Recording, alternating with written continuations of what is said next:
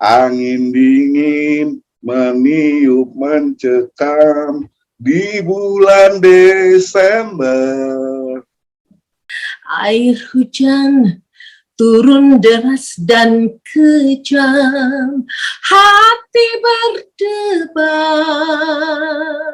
Ku teringat bayangan impian di malam itu, malam yang kelabu. Kau ucapkan kata selamat tinggal sayang. Baik, selamat siang dan salam sejahtera buat kita semuanya. Selamat datang di IKPLN TV Studio Virtual. Nah, kali ini saya akan ajak Mbak Maharani Kahar, beliau dari Surabaya. Nah, ntar beliau akan banyak bercerita tentang beliau. Pak Rani ini purna di kantor unit induk distribusi Jawa Timur, Pak ya? Betul, Pak Muhar. Mbak Rani juga sebelum bergabung di PLN, Masya Allah, udah penyanyi idola kalau itu sekitar tahun 80-an. Betul, tahun 80-an. Siapa nggak kenal Mbak Rani? Sampai-sampai pencipta lagu Arianto menciptakan khusus lagu buat Mbak Rani. Nah, ntar kita coba gali lagi lebih banyak. Oke, mungkin sekilas dulu Mbak Rani, monggo. Nama saya Maharani Kahar. Bapak saya ambil Kahar dari nama orang tua saya. Orang tua saya bernama Abu Kahar. Supaya tidak panjang, jadi saya Maharani Kahar. Saya menyanyi sejak kelas 4 SD. Saat itu mengikuti lomba-lomba porseni. Saya diminta oleh kepala sekolah untuk mewakili sekolah. Dan kebetulan waktu itu saya memenangkan juara pertama. Sejak itu saya merasa saya ada bakat menyanyi gitu. Ada bakat menyanyi, kemudian saat saya masuk SMP, saya ikut Bintang Radio. Bintang Radio, mungkin saya peserta paling kecil waktu itu karena usia saya masih 13-14 tahun. Saya udah ikut Bintang Radio di RRI Jawa Timur. Saya mendapatkan juara ketiga dan juara favorit. Untuk mengikuti Bintang Radio itu buat saya cukup berat karena itu pengalaman pertama saya bersaing dengan senior-senior yang sudah Rekaman. Profesional dalam menyanyi. Waktu itu yang menang Mami Slamet untuk yang prianya. Pasti semua juga sudah tahu Mami Slamet ya, suaranya sangat bagus. Untuk yang wanitanya, yang juara pertama Mary Majid. Saat saya usia 13-14 itu, saya ya merasa senang juga karena untuk mengikuti Bintang Radio itu kan harus menguasai 3 lagu. Saat itu lombanya itu bukan lagu pop tetapi lagu hiburan. Kemudian lagu barat, dan yang terakhir harus bisa menyanyi keroncong. Saya yang tadinya masih anak-anak nggak bisa nyanyi keroncong, belajar keroncong. Ya, saya belajar dari kaset waktu itu, dengerin dari kaset, kok dapat nomor juga, juara 3, tapi ya tetap bersyukur walaupun juara ketiga, karena surprise. Buat saya itu sesuatu yang sangat berat, karena saingannya sangat, ya, kakak-kakak senior yang sudah cukup profesional dalam menyanyi. Setelah saya memenangkan itu, saya banyak belajar di RRI, belajar menyanyi lagu keroncong khususnya. Karena di RRI itu banyak penyanyi, bintang-bintang penyanyi yang sering mengudara untuk acara RRI. Setiap saya pulang sekolah, saya main ke RRI, saya diajarin cara cengkokan lagu keroncong yang bagaimana. Setelah saya latihan, biasanya saya disuruh mengisi pilihan pendengar untuk lagu-lagu hiburan waktu itu. Gitu. Dengan berjalannya waktu, saya menyanyi terus. Saya akhirnya SMA, saya ikut lagi.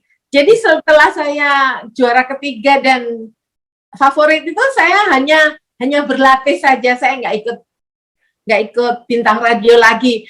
Tapi setelah saya SMA kelas 3, saya ikut lagi dan saya mendapatkan juara pertama dan juara umum. Saat itu mungkin saya sudah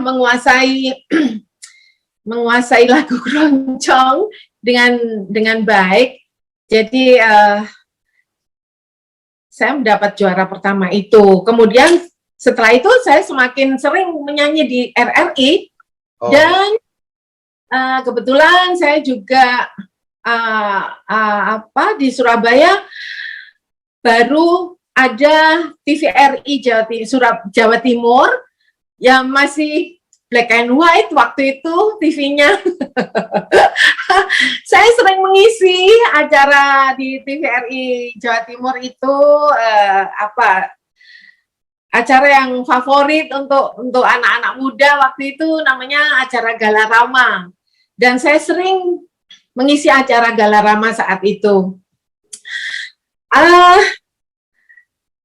Oh iya, sebelumnya saya juga rekaman lagu keroncong di Semarang bersama penggubah lagu yang sangat-sangat fenomenal, yaitu Bapak Espadimen. Bapak Espadimen ini pengarang lagu yang bagus-bagus seperti Dewi Murni, terus banyak lagi lah. Dewi Murni perkembangkan sutra ungu melambai meriah dasar. Seperti itu lagunya. Oke, Mbak Rani, ini dari kecil. Mungkin dulu gimana? Sering apa? Kalau mandinya lama-lama ya, kamar mandi ya? Pak Muhar, saya suka sekali dengan lokasi saya yang namanya kamar mandi. Kebetulan waktu itu kamar mandinya untuk anak kecil ya lumayan besar ya, jadi mungkin suaranya itu menggema. Kebetulan saudara saya itu kan banyak Pak, 9 orang. Dan saya latihan di kamar mandi, saya nggak mau kalau sebentar. Jadi saya pilih yang paling terakhir aja, supaya saya bisa bernyanyi. Ya, apa sajalah di dalam kamar mandi dengan gaya dan segalanya. Saya bisa mengeksplor apa yang saya inginkan di kamar mandi itu. Ya sampai sekarang kamar mandi itu tempat yang paling nyaman buat saya untuk berlatih. Karena kan suaranya menggema, terus saya nggak ada yang lihat, jadi suka-suka saya gitu.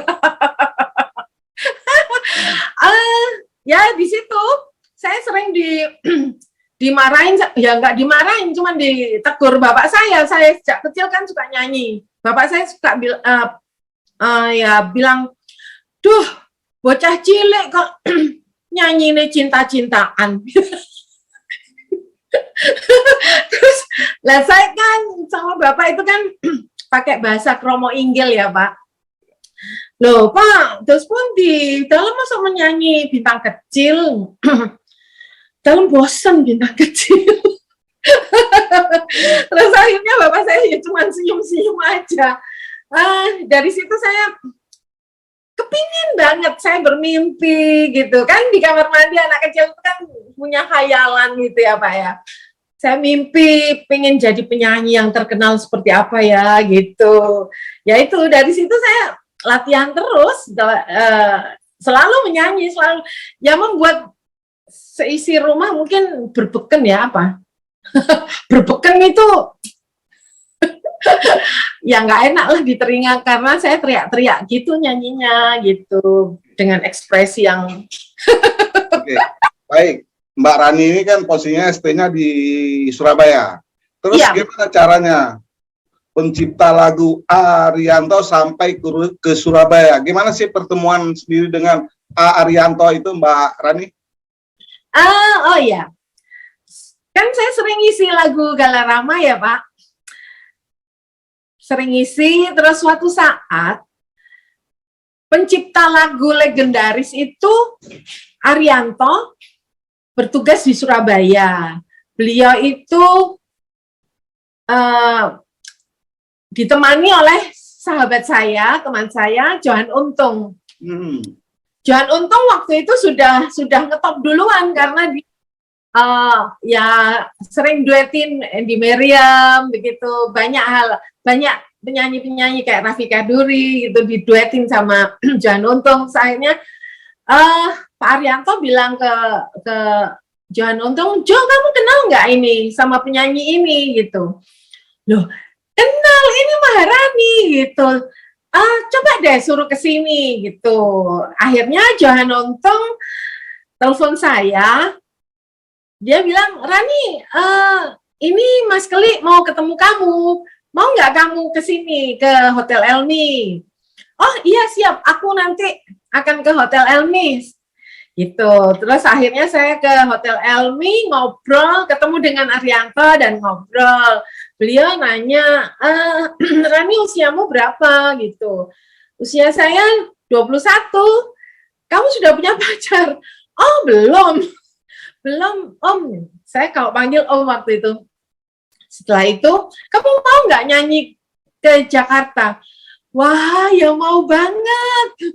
Mau banget. Kamu nyanyi ya ke Jakarta ya? Iya, siap. Setelah tidak berapa lama, sebulan kemudian sepertinya, sebulan kemudian saya ke Jakarta. Saya ke Jakarta untuk rekaman lagu Desember Kelabu itu. Kebetulan waktu itu ada kakak saya yang sudah bekerja juga di PLN, mengantar saya ke rumah Mas Keli di Haji Jenny, Jalan Haji Jenny itu di sekitar Haji Nawi sepertinya ya. Saya diantar di rumahnya, kebetulan di rumahnya Arianto itu juga ada studionya, Arko. Saya nyanyi di sana.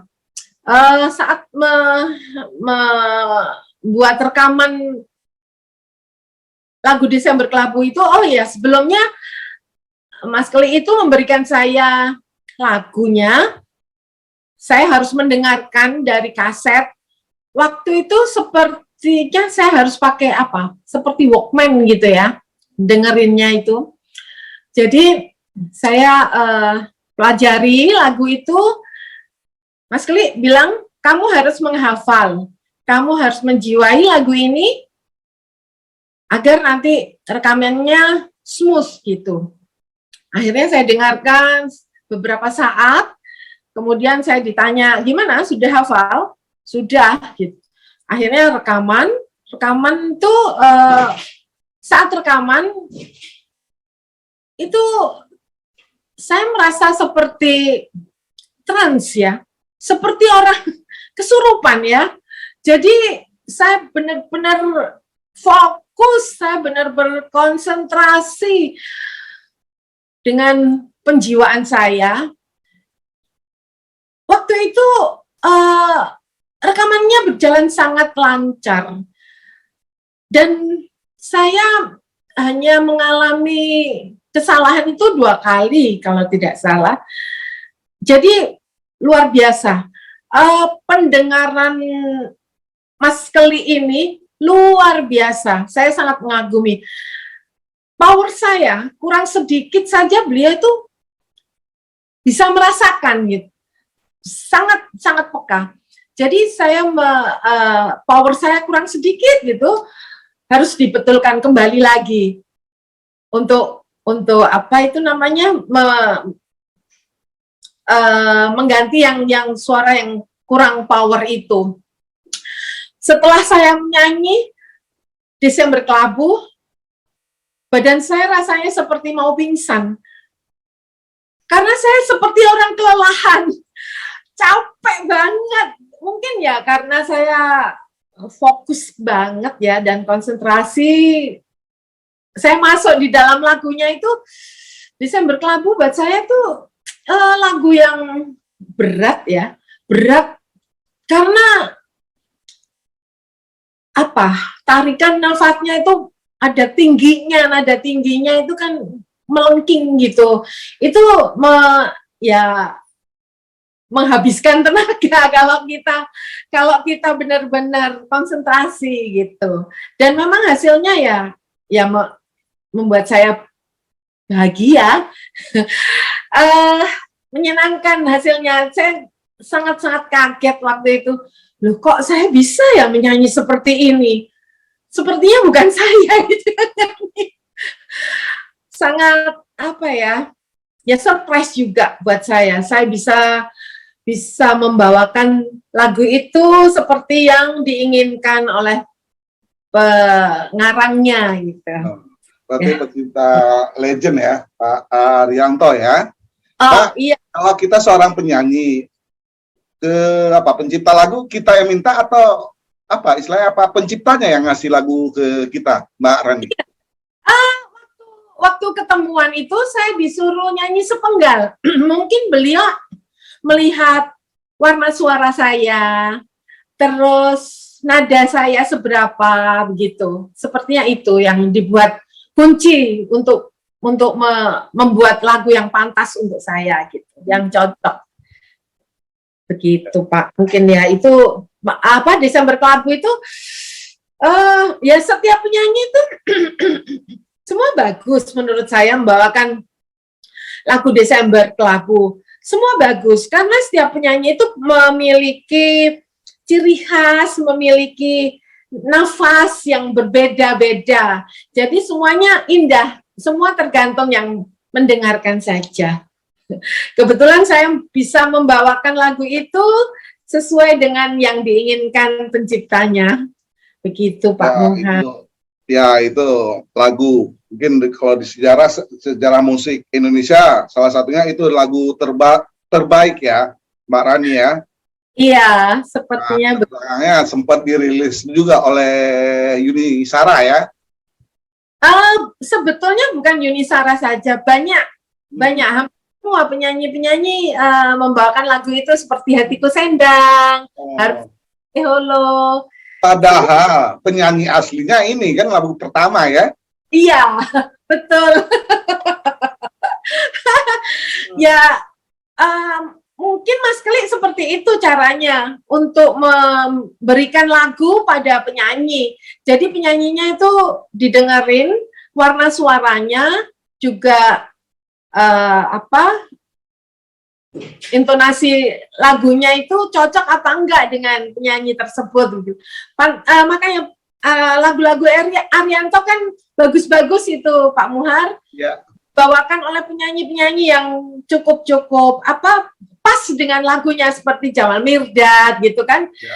Lagunya itu pas dengan penyanyinya gitu. Ya, biar publik juga tahu ini loh penyanyi pertama kali Desember Kelabu ya ini Mbak Rani Kahar sebenarnya. Jadi mungkin ada yang belum tahu ya, termasuk saya juga kan. Kaget ya. Jadi saya bisa ketemu walaupun secara virtual dengan Mbak Rani, suatu kebanggaan bagi saya ini Mbak Rani. Saya juga bangga juga bisa tampil di sini Pak Muhar, bisa tampil di IKPLN TV. Jadi saya punya banyak sahabat di sini juga. Oke, setelah itu apalagi? Setelah Desember Kelabu kok ini ceritanya kelabu terus ini, ada malam kelabu, gimana sih Mbak Rani? setelah Desember Kelabu, malam Kelabu atau gimana? Ya, betul. Iya, saya diminta. Kelabu terus gimana nih Mbak Ra? Itu anunya, jawabannya. Seperti yang gitu, itu jawabannya malam kelabu itu. Itu setelah mungkin ya 6 bulan setelah Desember Kelabu, saya harus menyanyikan malam kelabu. Sepertinya begitu. Setelah itu saya masuk ke PLN, jadi album saya kurang begitu lancar ya, karena saya kan sudah bekerja gitu Pak. Tapi ya saya masih menyempatkan untuk rekaman volume berikutnya. Oke, berarti album kedua itu tahun 1984 gitu ya, Malam Kelabu. Iya, iya. Itu rilisnya. Itu sebelum jadi pegawai PLN? Itu sudah, saya masuk PLN tahun 82. Oke, 82. Kenapa? Padahal Mbak Rani kan udah deket juga sama pencipta lagu legend itu kan, namanya juga cukup populer lah ya. Kenapa bisa memutuskan untuk bekerja di PLN? Gimana sih ceritanya Mbak Rani? Iya Pak, saya itu kan dari keluarga besar 9 bersaudara. Saya punya 5 orang kakak. 5 orang kakak itu semua itu sudah menjadi pegawai BUMN. Jadi saya itu kepingin jadi pegawai. Karena mungkin saya juga kelelahan, jenuh. Setiap hari menyanyi keliling kota itu ya ada jenuhnya. Kebetulan ada teman yang nawarin gitu, Dera nih mau nggak kamu kerja di PLN? Oh ya mau aja, aku tak nyoba ya daftar di PLN. Ya kalau kamu mau daftar aja, ini mumpung dibuka gitu pendaftaran masuk PLN. Akhirnya saya bilang ibu saya dengan ibu saya itu kan ya Pak, ya saya sangat dekat banget dengan ibu saya, karena saya setiap menyanyi itu ditemani ibu. Jadi kemana-mana sama ibu, kemana saja saya nyanyi, itu selalu ada ibu. Terus saya bilang ibu saya, Bu, kalau saya jadi pegawai PLN gitu gimana Bu? Gitu. Loh, kalau kamu kepingin jadi pegawai ya enggak apa-apa, asal kan kamu suka seperti kakak-kakakmu gitu. Kakak-kakakmu kan pegawai PLN, ada yang jadi pegawai PLN juga. Nah, dari situ saya tuh kepingin juga seperti kakak saya. Jadi pegawai. Akhirnya saya diterima. Tapi tetap saya rekaman juga setelah itu, walaupun albumnya kurang meledak seperti Desember Kelabu. Oh, belum kenal sama Pak Diananto waktu itu ya? Belum. Pak Diananto belum masuk. Oke, memang terus setelah berkarir tetap ya, tapi setelah bekerja di PLN masih ya, nyanyi-nyanyi itu masih? Masih Pak. Jadi setiap Sabtu saya itu terbang ke Jakarta untuk rekaman. Jadi saya pulang dulu kan Sabtu itu libur ya Pak. Ya Sabtu udah libur, jadi saya berangkat pulang kantor Jumat, Minggu malam saya sampai Surabaya lagi. Gitu terus. Bertahun-tahun, ya nggak bertahun-tahun sih, sampai 8 album terakhir lah, sampai album terakhir. Iya. Terus berkeluarganya tahun berapa Mbak Ran ini? Oh iya, setelah saya masuk PLN setahun kemudian 83 saya menikah. Saya bertemu dengan suami saya menikah. Wah, itu tambah ribut juga, tambah repot. Saya memutuskan berhenti menyanyi itu saat anak saya masuk rumah sakit. Jadi saya habis pulang kerja, saya keluar kota menyanyi, pulang dari menyanyi anak saya sudah di rumah sakit. Waduh, rasanya seperti ya nggak karu-karuan. Akhirnya saya, aduh, kalau begini saya nggak mau dia nyanyi. Anak saya tinggal waktu itu masih baby, anak saya masih 6 bulan mungkin, dijaga, minta tolong ibu mertua untuk jaga. Kok tahu-tahu anaknya katanya ibu badannya panas dan murus gitu. Akhirnya dibawa ke dokter, opname. Jadi saya terus memutuskan, aduh enggak deh, berat jadi penyanyi sama bekerja, sama jadi ibu. Jadi harus saya tinggalkan salah satu, saya harus milih, jadi saya memilih di PLN saja. Begitu, Pak Muhar. Berarti nggak jarang-jarang ke Jakarta lagi dong ya? Sabtu gitu nggak ke Jakarta lagi dong ya? Iya, waktu pulang kantor hari Jumat langsung ke Jakarta untuk nyanyi gitu. Dan itu setelah rekaman saya juga hampir tiap hari pulang kantor saya harus nyanyi keliling kota. Gitu. Jadi ya dua profesi itu memang sulit untuk dipertahankan. Kita harus memilih salah satu. Oke, alhamdulillah ya. Sekarang udah ada cucu ya? Sudah. Cucu saya banyak 4.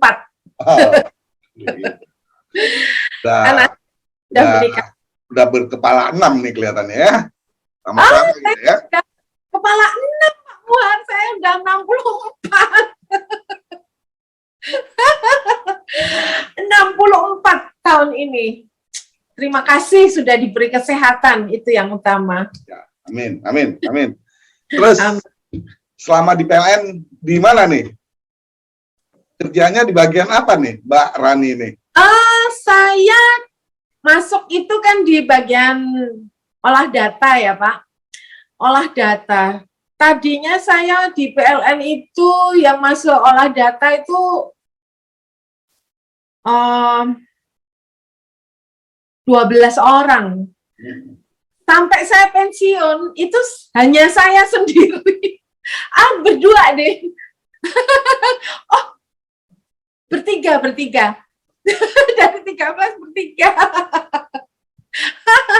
Yang tinggal di kantor distribusi di tempat yang sama. Di komputer itu tempatnya wanita-wanita cantik. Dipilih wanita mungkin yang telaten, yang teliti, mungkin begitu, Pak. Karena kan melihat angka yang begitu banyak ya. Terus mesinnya itu kan mainframe itu kan harus dingin, Pak. Iya. Yang dingin. Jadi saya juga senang sih, bersyukur ditempatkan di komputer itu. Karena seragamnya kan bagus tuh. Seragamnya jas yang cantik itu, terus ya kesejahteraannya juga bagus di situ. Jadi ya menyenangkan, kebetulan temannya perempuan semua, jadi ya sangat cocok untuk saya gitu. Sangat membahagiakan sampai hari ini, Pak Muhar. Sampai purna di situ? Iya, saya sampai purna. Ya, pastinya begitu, Pak. Pastinya begitu. Kalau kantor PLN distribusi ada kegiatan, ya saya nyanyi, ngisi. Ya, suka dukanya. Banyak sukanya tapi, Pak.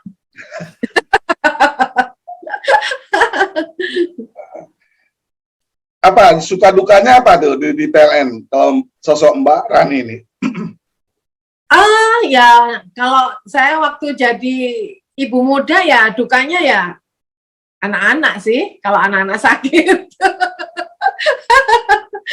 Anak-anak sakit, terus kadang pembantu juga problem juga gitu. Jadi ya itu dukanya. Tapi selebihnya sangat menyenangkan. Ya. Inilah pemilik nama lengkap Sri Maharani Kahar, lahir 13 April 1958. Betul. Bukan-bukan di sini nih. Wah, Pak Muhar hebat ya, cari datanya lengkap. Baik, luar biasa sampai sekarang masih aktif IKPLN. Iya, dengan IKPLN saya update terus. Ya, karena kita sebagai pegawai PLN begitu purna otomatis menjadi anggota IKPLN. Iya. Nah, kesibukannya apa nih, Mbak Rani di IKPLN ini, daerah Jatim? Ya, di daerah Jawa Timur ya kita ada meeting rutin juga sebulan sekali. Kemudian ya meeting dengan cabang-cabang yang lain gitu. Dan saya memiliki ketua IKPLN daerah Jawa Timur yang sangat hebat, Pak Diananto. Beliau itu selalu support kita yang ayo maju terus maju begitu kan. Saya dengan Pak Alwi sampai mendapatkan juara pertama se-Indonesia, juara pantun, itu juga tidak lepas dari support beliau. Sangat-sangat mendukung. Ya kita tim ya, kerjanya itu tim. Jadi tapi yang paling hebat ya Pak Ketua ini, Pak Diananto. Beliau karena terjun langsung ya. Kenapa Pak? Beliau terjun langsung ya. Iya, supportnya itu ya apa aja, di telepon, di WA ya gitu. Jadi sangat menyenangkan. Termasuk pertemuan ini diatur sama beliau kan? Iya. Kalau beliau nggak telepon saya, mungkin saya juga susah ketemu Pak Muhar.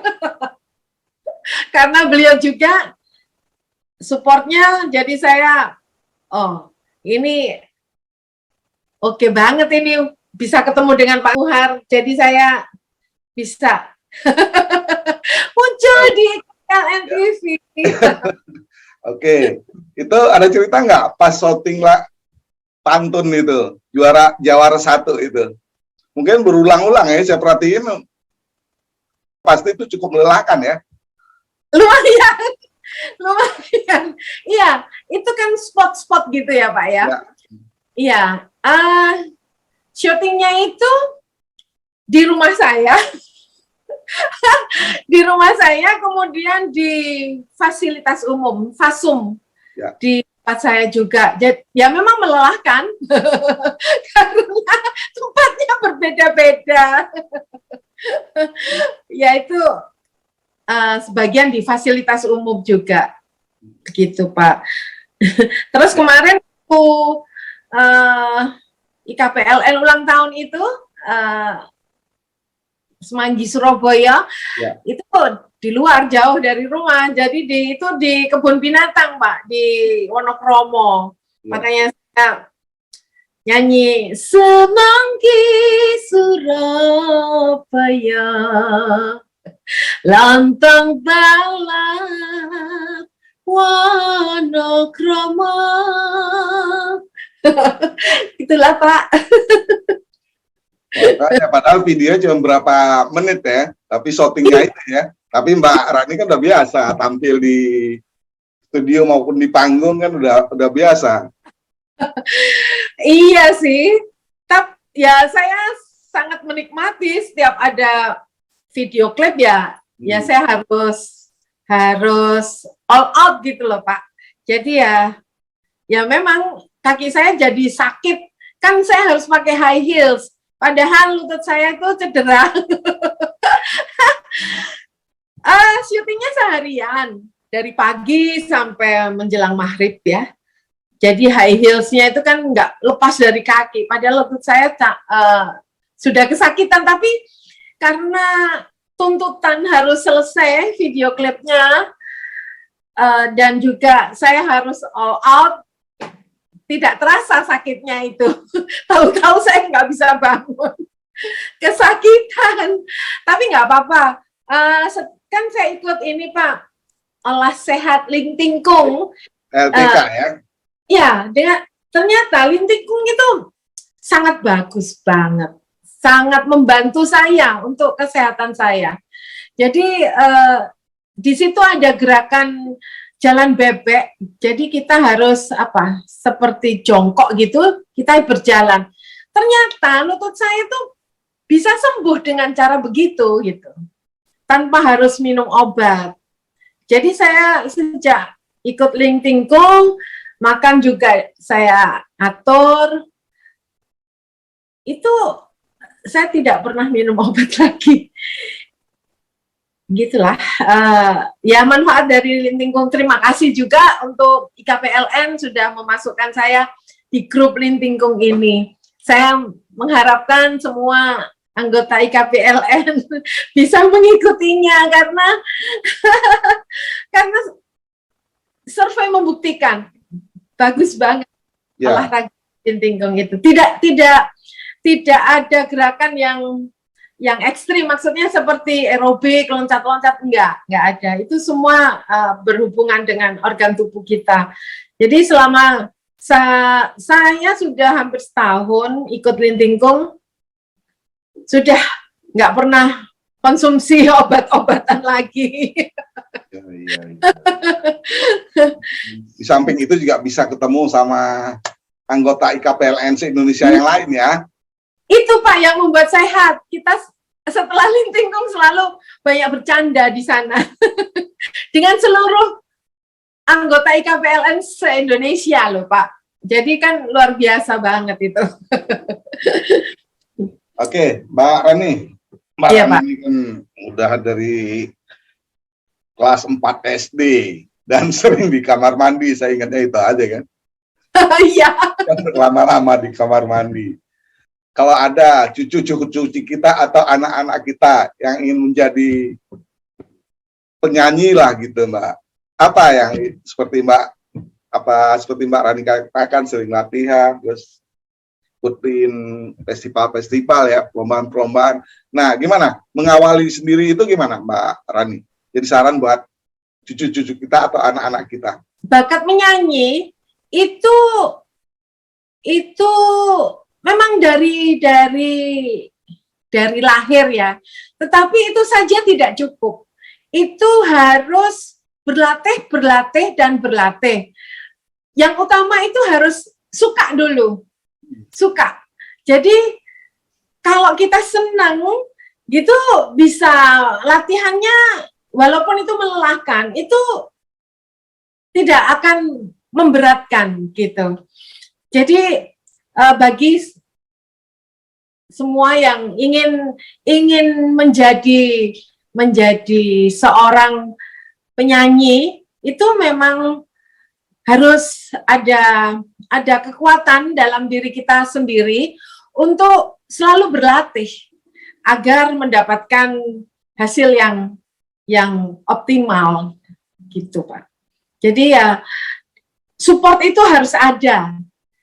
Support itu harus ada dari orang tua gitu. Oh, dari keluarga lah ya. Ya, dari keluarga. Dulu kalau menyanyi, kebetulan ibu saya itu juga suka menyanyi dan tahu notasi. Jadi kalau saya agak melenceng dari notasi, saya selalu dibetulkan oleh ibu saya. Jadi ya memang keluarga itu harus mendukung supaya lancar. Karena ya harus, kalau mau menyanyi itu kan harus keluar rumah. Maksudnya tidak hanya berlatih saja, jadi harus ikut apa begitu supaya bisa tahu sampai seberapa kita harus seperti apa menjadi seorang penyanyi gitu. Dan harus mempunyai kamar mandi yang luas. Iya. Sambil ngambil air gitu nyanyi Pak.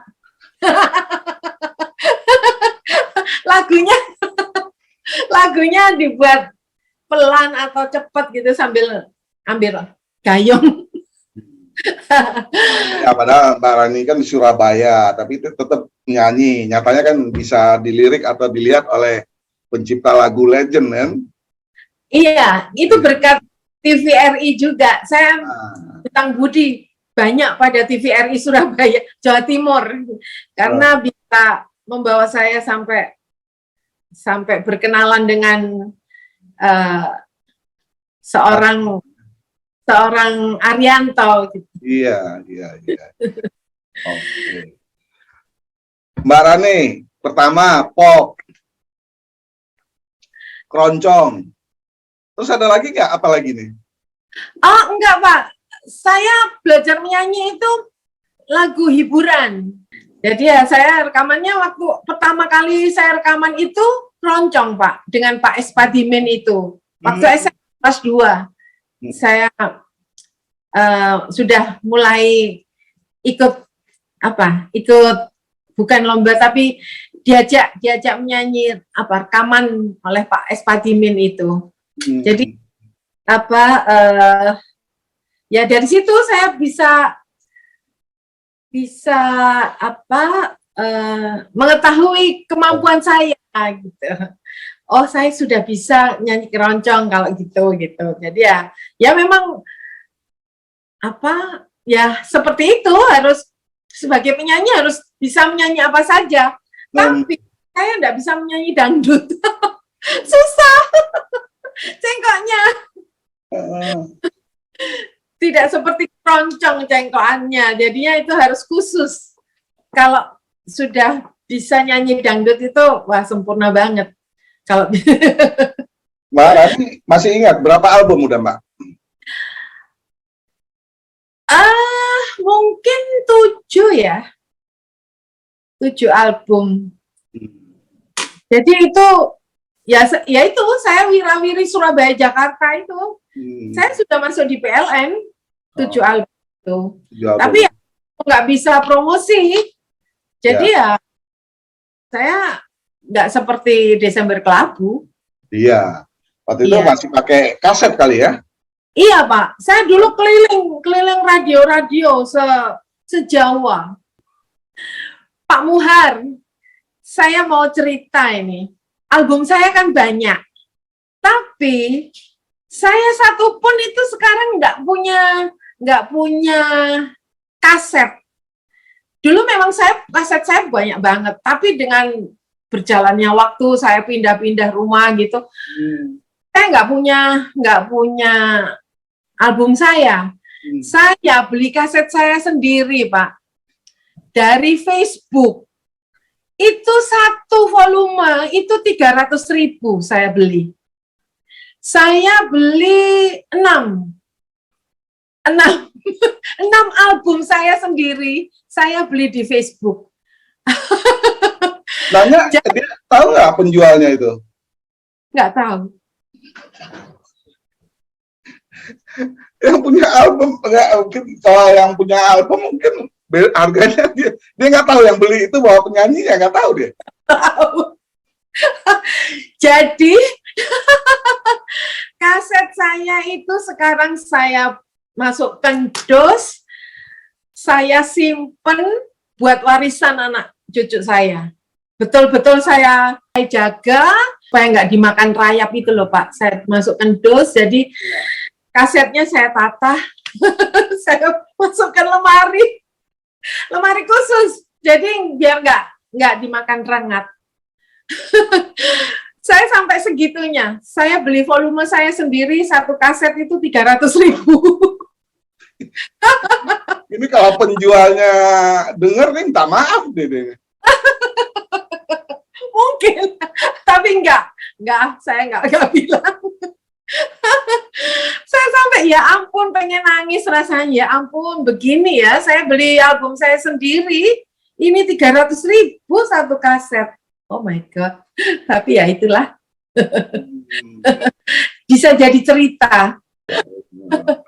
Ya, seiring dengan perkembangan teknologi sekarang di YouTube juga sangat, saya lihat banyak sekali tuh beredar video-video album dari Rani ini, saya lihat dari album pertama. Makanya saya mengikuti dari situ, saya lihat satu-satu kan. Ternyata bukan yang udah lama Memang lagunya udah lama, tapi ada yang baru-baru diupload juga ada Mbak Rani. Iya, Nah, iya saya tahu. Malah ada yang baru sebulan yang lalu. Iya Banyak betul. sekali itu. Iya Pak Muhar. Jadi ya udah nggak apa-apa, biarin aja. Orang saya juga beli suara saya sendiri segitu di Facebook. Aduh, saya sampai ya ampun. Ini jadi saya kasih pewangi gitu Pak, dosnya itu supaya nggak rusak kasetnya gitu. Jadi ya biar awet, biar nanti buat kenang-kenangan keturunan saya. Ada yang ngikutin jejak Mbak Rani di keluarga? Nggak, sebetulnya saya dan 2 orang adik saya itu suaranya bagus-bagus. Adik saya perempuan, dia itu pernah mewakili Makassar karena waktu itu dia ikut kakak yang di Makassar, kemudian dia mewakili Makassar ke Indonesia. Itu iya, ini bintang radio dan televisi saat itu yang menang Hetiko Seendang. Jadi adik saya menggantikan Andy Maria Matalata. Dia memenangkan Sulawesi Selatan waktu itu, perwakilan dari Sulawesi Selatan. Kemudian adik saya yang laki, yang paling kecil juga suka menyanyi, tapi mereka berdua tidak seperti saya, tidak melanjutkan, ya mungkin kelelahan apa kurang begitu apa semangatnya tidak seperti saya, jadi kurang maksimal. Oke, Mbak Rani, kalau 7 album itu masih nguasain nggak atau hafal nggak lagu-lagu itu sendiri, Mbak? Aduh, banyak yang lupa ya. Oh, iya. Yang hafal ya Desember Kelabu sama Malam Kelabu sama mungkin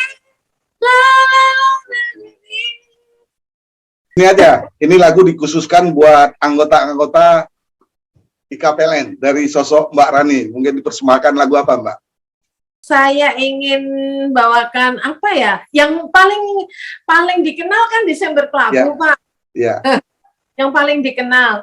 Jadi saya akan bawakan lagu Desember Kelabu. Tadi kan belum refrennya ya. Ya. Sekarang saya mau menyelesaikan refrennya. Saya nggak ikut-ikutan. Iya. Baik.